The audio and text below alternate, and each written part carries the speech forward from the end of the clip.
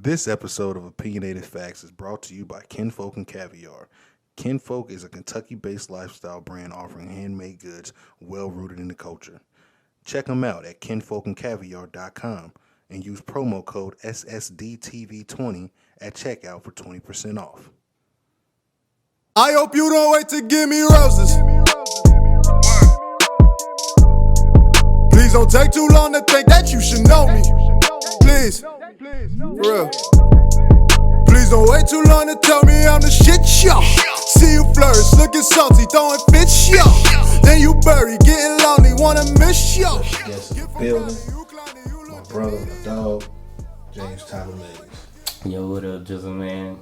Happy to be here, man. Thanks for having me here, Yes, in the sir. studio.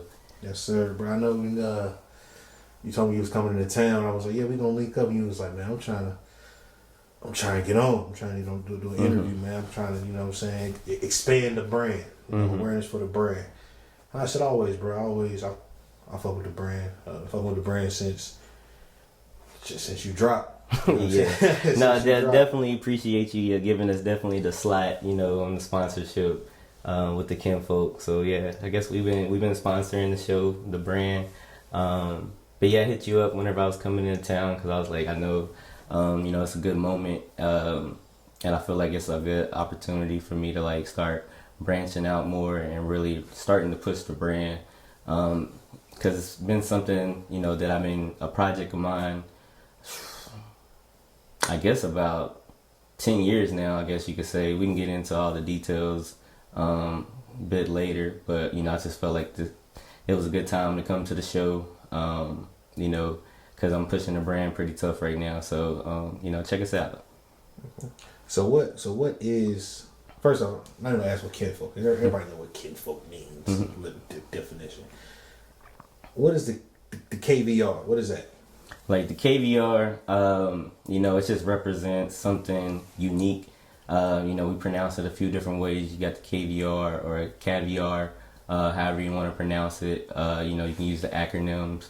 Along with my cousin, that's an artist, and me and him had worked on the brand before. And when I originally came up with the Kinfolk name, I saw that there was another entity. There was a magazine, that had Kinfolk.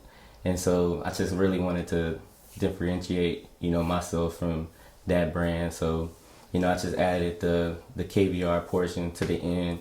It has a nice little ring to it. So we got Kinfolk and KVR. So that's really where it kind of came from, is trying to find like a unique name.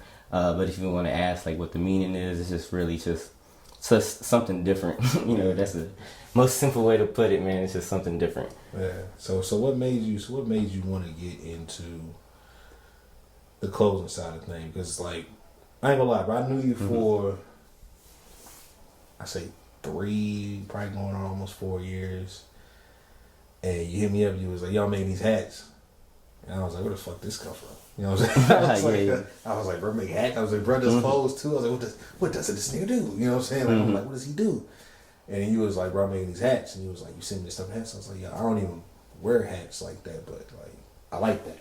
I ain't gonna say never. I don't wear it, but I never wore a hat. I don't even know that style of a hat that it's called, bro. It's not a dad hat or fitted. Yeah, it was a 5-panel. Yeah, so the brand originally launched with some 5-panel caps, and I guess that was around like 2015. I guess 2015. But really, Kinfolk, man, has always been an idea of mine. I guess or like a project, that I've always like had, on my mind, and I've always had sketches and, had mood boards, that I've created since 2009, 2010, and I kind of put my own personal brand, the Kinfolk brand, on the back burner, while I worked with other brands, throughout college. So there's another brand that I was like messing with tough, J Noir. And so, I was really working with that other brand, designing and doing like various things with them. And I guess throughout that time, I was able to like kind of study the industry a little bit. 2012, that's whenever I started, working with that brand.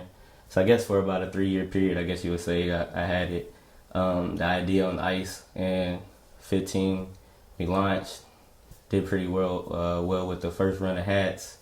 And, life happened, stuff got kind of sporadic. It was more like a project then, like I said, I've already mentioned that it was more like a project to me. And I guess at this point in my life, just viewing it more like a business, and just handling more of like the operational side of it, is what really brought me here. You know what I'm saying? So, that's it. So we're just trying to push it more as like a company. It's been incorporated, been had the LLC. But I always just treated it more like a hobby, it's just more project based sort of thing. And, it's more meaningful to me now, the kinfolk, I'm a father of 2. So, shout out to Xavier, shout out to crew, my 2 sons. And, so it just means more now. So, we have a whole product line for the whole family, men, women, children, infants. And, that's all it is, man. Kinfolk, that's who we do it for. Yeah, so you just... It's crazy, bro, because I remember when I had my daughter. Mm-hmm. You feel me? She's about to be 3. I had her, and I want to say like maybe a few months after she was born, he was like, "Yo, I'm about to be a dad." XYZ, boom, boom. Crew gets here. You doing your thing. Time goes by, and I say, "Hey, bro. How's it feel being a dad?" He was like, "Bro, it's just, shit, it's just different, bro. Like, I like it. And now you a dad of 2 sons, you know what I'm saying? Mm-hmm. Like, you hit the jackpot, yeah. back to back, you know what I'm saying? Like, I'm like, damn, I love my daughter. I'm like, damn, but I ain't gonna lie, bro. If I have another girl, I'm done. I can't. I want a son, but I'm like, if I had 2 girls back to back, bro, I ain't shooting. I ain't shooting for the little boy no more. That's third. I'm out. Silly, man. I'm taking my money. I'm gone. Yeah, I'm just definitely blessed, to have my 2 sons. The things would probably be, they'd definitely be different, if I had a daughter. But I just always just prayed for, a healthy baby. But I was definitely like, I'm a boy dad, but I know like I'm a softie at heart, but what man doesn't want to have a son, that's what it kind of like boils down to, So you understand where I'm coming from. Yeah, that's what it all boils down to, like just being, I think it's just masculinity, that's. I mean, I feel like everybody wants a little version of them running around. Where where you can kind of try to correct your mistakes. Mm-hmm. You know what I'm saying? Try to correct your situation, like make their upbringing better than yours. And then when they get of age, you be like, look, I did this at your age, don't do that. Mm-hmm. You know what I'm saying? Like, so it's almost like a second chance in life. It's not, but you kind of get to see a little you, like, be a better version of you at the end of the day. And I think that's, at least that's how I love me. I want a son. I say my daughter can't do that, but be like your mom. You know what I'm saying? And then it's like me, I want my son, man, so I can be like, yes, he's a spitting image of his pops. You know what I'm saying? Like, he likes the same shit I like, though. But if I don't have one, bro, I'm out. Not shooting for 3. But but how has having the 2 sons over the past 3 years now? Yeah. Over the past 3 years, how has that changed your outlook on things and your motivation for things? Because you got to move different now. Because you know what I'm saying. Because you're not just providing for for yourself now. You got to make sure I can provide for my family too. You know what I'm saying. So how is that kind of changed? I just feel like it's just like a new level of accountability. Like you step into adulthood and you have like responsibilities. But not anyone to like more or less hold you accountable. And I think, just having the children and just knowing that you have to, take care of like another being and like nurture, this life form. It's just a new level of accountability for self, and I feel like that's what I've done. I think that's the biggest thing for me. It's just trying to be a better person, each day. Try to be more humble you know, he definitely matured a lot, you know, as an individual, like on like different levels. And, you know, we still like got levels, you know, that we're working on right now. But, you know, whether that's spiritually, you know, whether that's financially, you know, whether that's between relationships, you know, interpersonal between your family or friends, you know what I mean? Because you got friends that have kids now, and you know, it's just relationships, you know, kind of they evolve. I guess I'm gonna say they evolve, you know, as you get older or more mature. Let me just say that, because more mature. I'm about to step into my 30s, so you know, I'm looking forward. You know, I'm looking forward to that 30, you know. So I think that's it. You know, it's just a different, new level of accountability for self, and you know, I'm still working on it. Yeah, no, it's a process, bro. But I agree 100%, bro. Because like I said, you it's things you just can't do, or you can do them, but the risk is that much higher. You know what I'm saying? Like the risk versus the reward. Like it's like, man, it just affected me. I'll be alright. And then you're gonna be like, yeah. And then another thing too, just kind of make you go harder. Like it's different type of motivation. Yeah, different sort of motivation. It's just like, all right, I'm definitely gonna go hard, and I feel like in the current time that we're in too, you know, with the age of information, you know, this renaissance that we're going through, you know, this Black renaissance, you know, through the arts,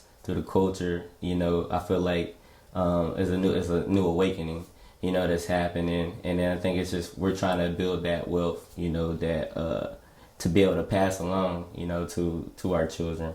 And I think hopefully, you know, everyone that's watching this, you know, is on that same like wavelength, you know, or is getting to that point. And I feel like that's, you know, what it is right now. You know, we all get the messages, you know, online and everything, but you got to start applying, you know what I'm saying, that information, you know, that we're downloading each day. But we're just trying to build wealth, you know what I'm saying, overall, to be able to pass down to, you know, the kids. So the Kinfolk, man, like, it's a legacy brand, you know. It's like it's a heritage brand. Like, I want Kinfolk to be thought of like the same way you think of, you know, Ralph Lauren, you know, the same way you think about Calvin Klein. You know, we don't give two thoughts, you know, when we go into a store, you know what I'm saying, and purchase, you know, that family's, you know, heritage. You know, we buy into those families, you know, and we're not even thinking, you know, or you buy Rolls Royce, you know, that's two last names, you know, but we see those as items, or that you really purchasing a piece of that family. And so what I'm really pushing for with Kinfolk right now is like, we just trying to right now acquire our digital space, you know, digital real estate, Kinfolk and KVR.com, you know, really pushing that right now. And then hopefully, you know, in the future, you know, we could have a, you know, storefront. You know, I'm not opposed to that. So, you know, that's you know, long-term vision for the brand. Just want to put that out there into the universe.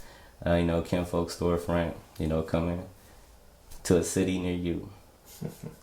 Now, you brought up the item point. You brought up Rolls Royce, two last names. And you're buying, like you said, it's a heritage. So it's a heritage brand. Like, you're buying into that name. You know, you look at it as an item, but you're buying into that name. There's been a lot of talk lately about NFTs. Have you looked at Kinfolk kind of trying to get into the NFT thing? Man, you might have just dropped a little gem on me. But no, I haven't really thought about it. I mean, it's new to me. I just learned about it in the past, like, week, I just learned about 2 it weeks. today. Oh, you just learned about it today? I know. I said that. I seen it probably like 2 months ago. But at the time, I don't think they had a name for it. Gotcha. But I seen it. I just didn't. Or maybe they did have a name for it, and I just didn't know the name of it. But what I saw happened to be the NFTs. I'm like, for the NFTs. And I was I've seen people talking about that a couple months ago. I just didn't really look into it. But they didn't say NFTs. They said whatever token. You know what I'm saying? Like, so have you thought about? I mean, my thoughts on it currently, I haven't thought about it personally, like, for the brand. Yeah. But my thoughts currently about it. I think it's like an interesting space, especially as like, we're in a digital age now, and as we move into the future, things is just gonna become, we're gonna become more in that digital space. So, I guess it makes sense, with the cryptocurrency going on right now. People, I think by human nature, we have a tendency to be able to like want to like collect stuff or like hold on to like items that we feel are valuable. So I think, as long as someone thinks the stuff is of value, people will buy it. I think it's interesting, with the NBA Top Shot. Yeah, NBA Top Shot. That's kind of popular with it, but then they got the digital art with it too. Yeah. The way I kind of see it, people doing it in music. People are doing it in music too. Yeah, people selling music. Then I haven't seen the music yet. Yeah, they said what's his name? Bilal made $3 million off an old project. Dang. Yeah. But yeah, we need to get into some Kinfolk NFTs, all right? So, but yeah, I mean that's something that that we need to perhaps look into. Yeah. I think it's I mean, it is the future, I guess, and it's kind of here right now. I think it's interesting, especially from the artwork, because I'm someone, I already kind of, I guess, use digital art anyway. Mm-hmm. I always have like YouTube up on the TV, and sometimes I'll put on like certain channels just for like an ambiance or like a certain backdrop. So like I could kind of see where it could be appealing in someone's home too if you were able to just have this like digital art and was able what they're to saying eventually like they're in the process of working on getting it to become physical. Mm-hmm. So I can see that like a hologram pop up. Like you would be able to have the physical version of that, not a bootleg. Like it would okay, gotcha. Like it would be an official physical version of it. I don't know when, I don't know how, but you would have it, and it would appreciate. It basically would appreciate in value, just not necessarily on your side. So I don't think you can sell it. Like once you purchase it, like it's yours. I don't think you can like. I don't know if you can resell it. Maybe you can. I don't know. I don't know if you can resell it. What's the But I know like so like they said something where I don't know if it was Linkin Park or somebody, but they dropped the project. Might have been Kings of Leon. They dropped the project with NFT, and along with you buying the project came with like lifetime tickets to their shows. Gotcha. You see what I'm saying? So something like that. Like I think once you purchase it, like it's yours. Gotcha. You know what I'm saying? I don't think you can get rid of it necessarily. I don't know. I might be wrong, but I know that the person who owns it, like the actual artist or whoever creator, they get the bread from that. For real? Oh, that's how it works? Yeah. So it's like let's say you had a Kinfolk painting, right? You was like, man, I'm gonna put this on NFT, man. I think people will fuck with it. Let's say you sold. Let's say you made it, because the way it works, like they were like, sometimes people do like exclusive stuff where they only have 4,000 versions of this. So once it's gone, it's no more. You know what I'm saying? Like it's over with. So that means only 4,000 people have this NFT. Like it's right. It becomes I forget what the word that they use, but it's almost like Twitter with the blue check. Like it's like we glamorize it. It's like we look at that like, oh, that's a blue check. Like I want that, but damn, I can't get it. You know what I'm saying? It's like, oh, they look at it, it's like, damn, it was only 5,000 copies of that, and he has one of them. Gotcha. You know what I'm saying? Like, so people, it looks at that, so that item like that is gonna appreciate in the value, and that's how dudes and people have been making their money. I mean, I was listening to some stuff today, and bro was like, motherfuckers is making $250,000 off a painting that they drop every Wednesday. You know what I'm saying? You know what I'm saying? Just because it's like an exclusive thing. Like only so many people can have it. You know what I'm saying? So I don't know. It's interesting. I'm still. I need to see. My thing is, remember when Bitcoin was on the rise a decade ago, man, and it was already like it wasn't booming, but it was starting to boom. It's kind of like we'll see. You know. other stuff comes out, when the whole stock market was doing this thing last year, when Zoom came around, and Zoom has been around for a while, but it just blew up last year. And it's like, damn, you see these people be like, y'all just made $5,000 or $50,000 or $100,000. I made $5 million off of my Zoom stock. Yeah. And it's like, damn, how did they know to get in on that? You know what I'm saying? They get into it because they study, they research. Yeah, you definitely got to. Yeah, they research, so they know when it's time for something. Like, yeah, you might get caught with something that might not be it. It might be a little gullible, and that might be something that we're afraid of looking like, but we don't want to look like fools. But I feel like we got to do a better job of researching and paying attention to stuff like this, because, like I said, NFT's been around for, I'm going to say for a while, but it's not new. It's not new. Like, now it's at the point to where I think a lot of people are starting to be hip about it, and so it's getting more commotion and more traffic, more people are talking about it per se. But it's been around for a little bit of time. There's some people that have been on there that's been making money on there for a while doing it. Yeah, no doubt. Well, shit, I'm no financial analyst, but check out Earn Your Leisure. Yeah, the dudes over at Earn Your Leisure podcast. They're probably talking about it soon. Already. Yeah, They've been talking about it. Yeah. They already got an episode on NFTs and everything, so they're definitely like a good resource. You know, like man, don't be plugging other shows on my stuff, man. Hey. But we talking about, you know what I'm saying? If we're gonna talk about financial literacy, or we're talking about getting hip to like new like stuff that's going on, like those are just like them guys right now. And they speaking to us. Yeah, you know what I'm saying? It's not like just some.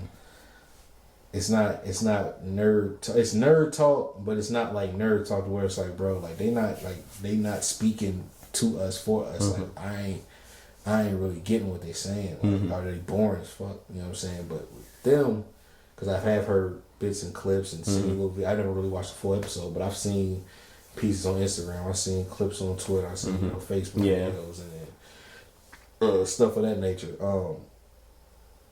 They're relatable, bro. Like it's for us. You know what I'm saying? So I definitely agree as far as for the financial literacy side of it, like which. Again, I need to do a better job myself of tapping into stuff like that. You know what I'm saying? Like, it's there. I listen and watch stuff all the time, bro. I be listening to nonsense. Yeah, I think, but that's kind of like, you know, kind of how like we're hardwired or programmed, you know, now, like with the age of social media, like these apps and everything, bro, like, you know, they're designed to like keep us addicted to them, like to be scrolling and everything. So like, it's really they have our data, so they know what we like. So you get on there and you like, all right, I'm about to get on YouTube and I'm gonna watch this one highlight video real quick. And the next thing you know, you see I want to watch that highlight video. I want to watch it. I want to watch that. And you're like, man, what about this? Next thing you know, you're in a YouTube wormhole for 3 hours. You're like, bruh. I've done nothing but sit on YouTube for the past 2.5 hours. Yeah. You know what I'm saying? Like, they know us, bro. Like, yeah, definitely. They know us better than we know ourselves. Yeah. Like, and I just try to combat that with just mindfulness, you know, just having moments of mindfulness and like exercise, which I haven't been doing. I need to get in the gym. And just being more conscious of the media in which you consume, I think will do the world like greater good. Like, you know, like there's nothing wrong with, you know, getting online and like doing whatever it is that you do, but like just be more conscious of the stuff that you taking in. You know, like it's not bad to have an Instagram or a Twitter, but like who are you following? You know what I mean? Like, are there any real good like takeaways that you're getting from your feed each day? You know what I mean? At least that's just how I look at it. Like, I'm not trying to look at fucking cats and shit all day. Like, at least give me something beneficial, you know, that I can apply to self and, you know, entertain me, you know, but I also need some empowerment, you know, at the same time. It's a diet.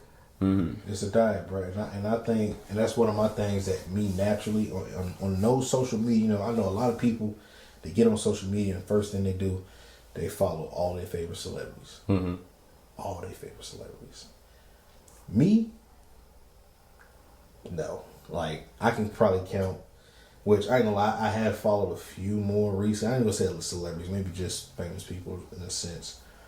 But when I first got on social media, I wasn't following. No, I ain't followed celebrities for years. I might have followed.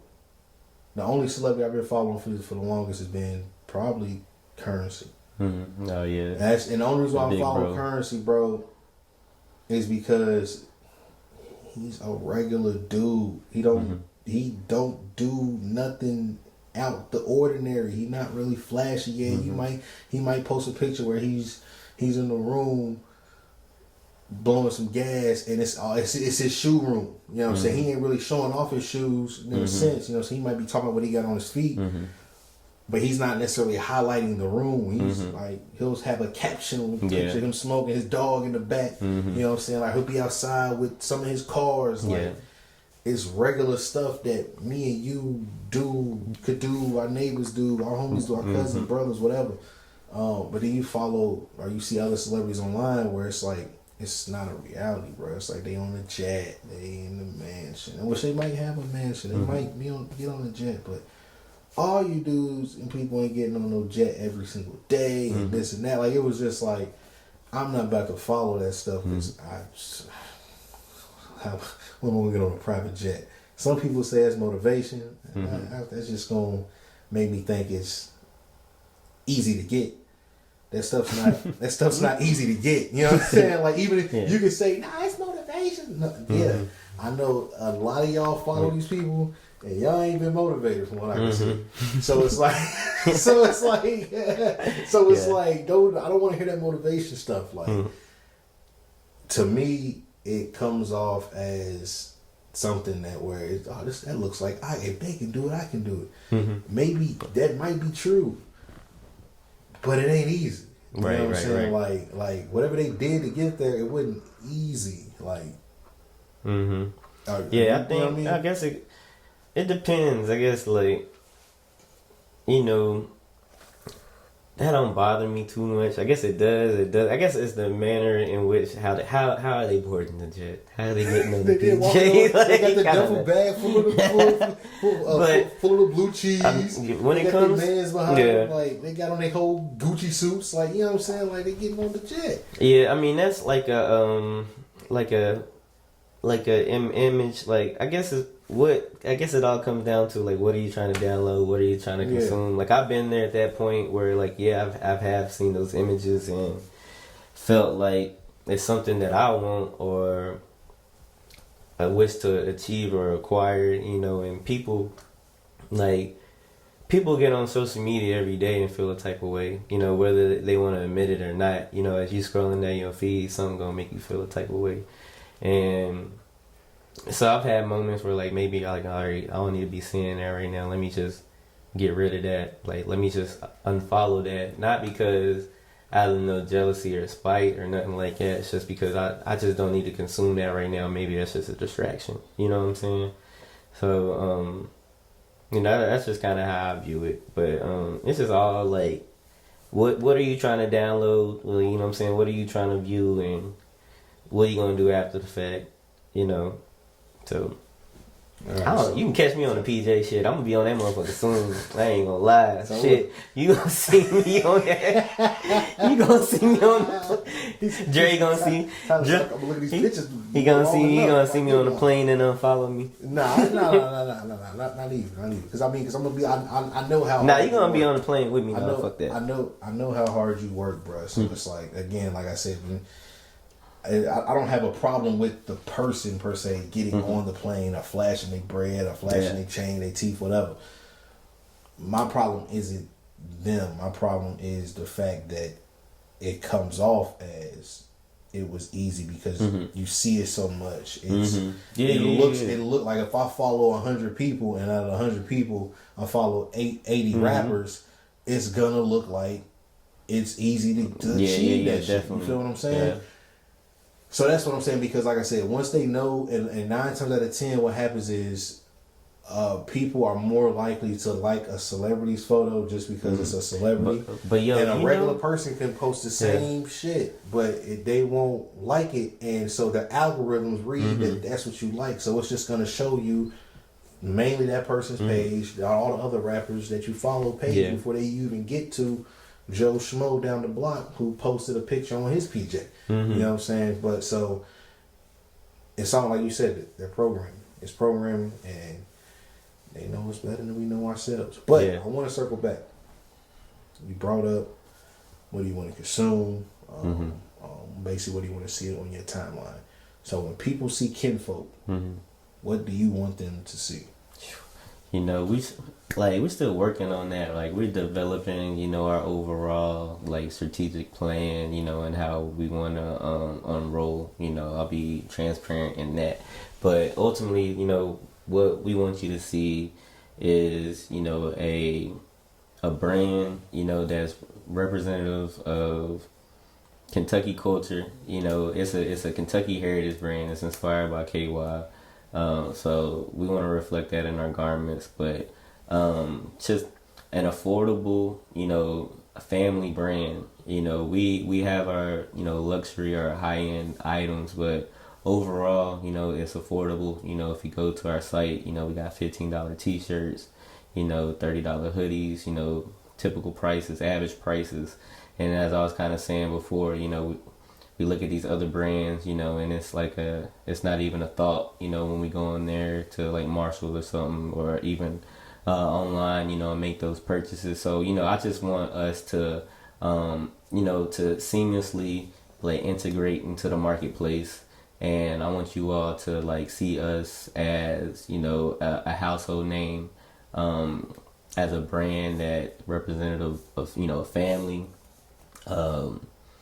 kindred spirits, you know, shared experiences, you know, because whenever we developed the brand, or whenever I came up with the brand, I always foresaw, you know, my family being involved, you know, and the brand being a gateway for my friends and family to embark, you know, on new opportunities, you know, to go travel, you know, to go see the world, you know. So whenever we drop, you know, we have our drops, you know, we have our basic items on the website, but then also whenever we drop our capsules, you know, they're based on certain themes, you know, and those themes are related to an experience.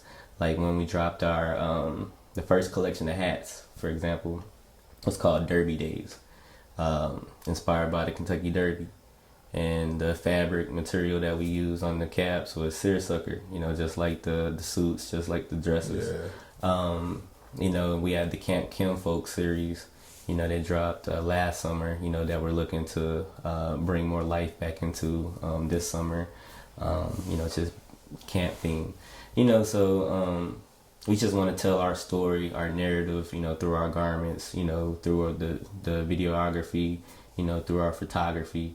So whenever you look at our feed, what we want you to see is Kinfolk. You know, we want you to see yourself. You know, it's an all-inclusive brand. You know, I feel like that's another thing too. You know, within the space or the industry, you know, I feel like certain, like you may have a brand, but you feel like, hey, this brand is only for this certain, you know, type of crowd, which, you know, we want to try to appeal to the masses, you know, a particular taste of person, a particular style of people, you know, will buy into the brand, but, you know, we want to be able to try to, you know, reach as many people as we can. Like, should everybody Kinfolk? All right, so I got two more questions. Question one, why the 5-panel hats? Like, why was that the first thing that you had to get off? All right, so yeah, so that's because they always say, why did you do these damn hats? All right, I'll tell you. I'll tell you exactly why you did the hats. So, like I said before, I worked with other brands before, and you know, all throughout college, bro, I was always broke. So, like, one, you know, when you're doing with a clothing brand, you know, if you had a T-shirt and you got a design, you got a dope design, right? And you got one T-shirt, but then you got to get a whole size run. You know what I'm saying? So, like, you get 3 designs, you got, you know, you're getting all these different SKUs, you know, and that's just money I ain't have. So I just wanted to keep it simple, you know, with my product. So I had a one size fits all hat. And I was able to have 5 hats, you know, during my initial launch, which was cool.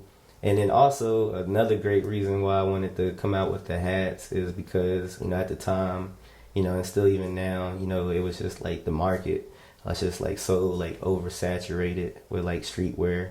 You know, I had been working with a streetwear company since 2012, you know, and that was fairly new for the area. You know, like J Noir had Louisville's campus on lock, you know, everybody had a hoodie on.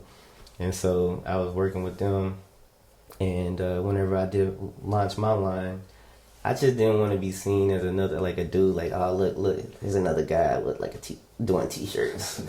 Like, so I had like, yo, my shit was handmade in the USA. I was very, very, very particular, you know, about like the style of cap. And so, you know, that was it. Fast forward now, you know, we in 2021 and yo, we got like 50 products. We got 50 products on the website right now between our joggers, you know, our hats. We got the dad hats, t-shirts. So yeah, we're just blessed right now. We're just trying to keep it pushing. Did that answer your question? Oh, yeah. My fault. I started listening out there. So I'll edit that. I'm tripping. And then my other question was, damn, what was I about to ask? Damn, bro, I knew I shouldn't have asked them both. I should have just asked them both at the same time. It was like, I'm trying to think. What's this last question? Oh, yeah. All right, cool. All right, so, last question. What is next for Kinfolk? What is next for Kinfolk? So the next thing for Kinfolk, you know, it's just definitely like more outreach. You know, we're trying to reach out to like influencers. Just really having like a more robust like marketing plan. We got, you know, our summer collection in the works. You know, we're kind of finalizing that. We're kind of behind, you know, on our schedule, I guess you would say. You know, within fashion, you know, you got to be able to forecast. And so the current collection that we have up right now, you know, we just came up with it in December, you know, right? Like, so, back in the winter. Yeah. So like we literally dropped the winter line like probably the day like right when winter started. Yeah. So just trying to like get ahead of that schedule and everything, but you know, we got put more content out. Like we want to put out some like video content, stuff like that. So you know, we got a lot of stuff that we got in the works. So we ain't gonna tell you, man. We're just trying to surprise everybody. Okay, nah. All right, well, shit, bro. It's been a dope episode, dope interview. You know, with the guy, the myth, the legend. I'm glad you finally slowed down, bro. I felt like at one point I said he'll never stop moving. He's just all over the place. Yeah, that's another thing too. Like I ain't touched base on that. Like I've been on the road for like he been on the run. How many years now since I really been traveling for work for like the past 5 years now, like nonstop. And so that was another reason why, like, cause it's hard to get stuff done when you're not grounded, bro. Like, cause you picking up, going, picking up, going, picking up, going. You might stay for a little bit, pick up, go. So I definitely feel you, but it's glad to see that once you got your feet on the ground, you got your bearings back, you was like, all right, it's time. You know what I'm saying? Absolutely. And I see that, but like I said, bro, it's been a dope episode, dope interview. Had some real conversation, knowledgeable. Gave what is it? Earn your leisure. Yeah. Gave him a shameless plug. You know, cut the check. But yeah, nah, bro. Good times. You got any shout outs? Man, I just want to say shout out to my mama. You know, shout out to my daddy, shout out to my stepdaddy, shout out to my old lady, shout out to my 2 sons, shout out to my grannies. Yeah. That's all the shout outs. Shout out to my sisters. Yeah, let's get out of here. Shout out to my brothers. He pulled out that fucking Louisiana accent and said, old lady. Yo, yeah, check us out, man. Kinfolk. Yo, appreciate you, Drizzle. Man, hopefully, man, we can I come back on the show, man, give you an update sometime soon. Oh yeah, bro. I know you probably got something else up your sleeve, bro. You always working, bro. So just next time you in town, I don't know when that'll be. But next time you in town, or whenever you, like I said, whenever you ready, bro, I'm always down. But shoot, for another dope episode of Opinionated Facts. And we're out. Peace. I hope you don't wait to give me roses. Please don't take too long to think that you should know me. Please, for real. Please don't wait too long to tell me I'm the shit, yo. See you flourish, looking salty, throwing fits, yo. Then you bury, getting lonely, wanna miss, yo. Get from around me, you clowny, you looking needy, yo. I hope you don't wait to